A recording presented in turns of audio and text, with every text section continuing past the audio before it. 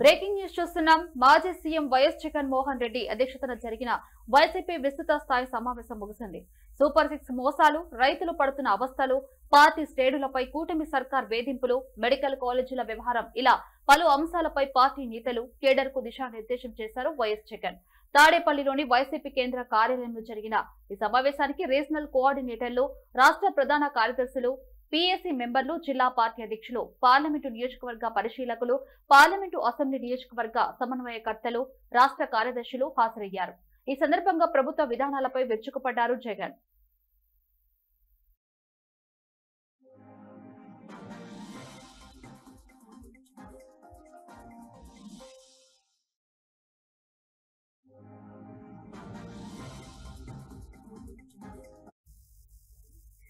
చంద్రబాబు ప్రభుత్వంపై తీవ్ర వ్యతిరేకత కనిపిస్తుందన్న ఆయన, సంపద సృష్టిస్తానని సూపర్ 6, సూపర్ 7 ఇస్తానని చంద్రబాబు అన్నారు.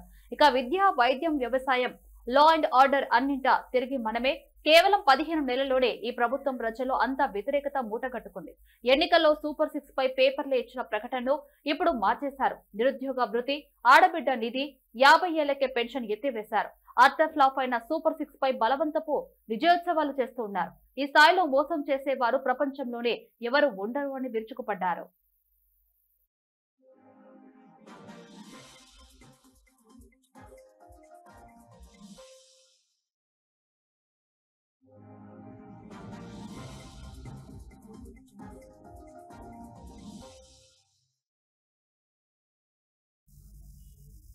మన హయాంలో ఇసుక అమ్మకాల ద్వారా ఏటా 750 కోట్ల రూపాయలు రాగా ఇప్పుడు ఒక్క పైసా రావడం లేదన్న జగన్ 15 నెలల్లో 2 లక్షల కోట్ల అప్పు చేశారు. మనం 5 ఏళ్లలో చేసిన అప్పులో 15 నెలల్లోనే 58% చేశారు. అందుకే చంద్రబాబు డైవర్షన్ పాలిటిక్స్ చేస్తూ ఉన్నాడు. చంద్రబాబు ప్రజల్లోకి వెళ్లలేడు. సజావుగా ఎన్నికలు జరిగితే ఆయనకు డిపాజిట్లు రావు. ఆ విషయం ఆయనకు తెలుసు. అందుకే ఎన్నికలు సజావుగా జరిగేలా చూడడు. కాబట్టి మీరు గట్టిగా నిలబడాలి, పోరాడాలని పిలుపునిచ్చారు.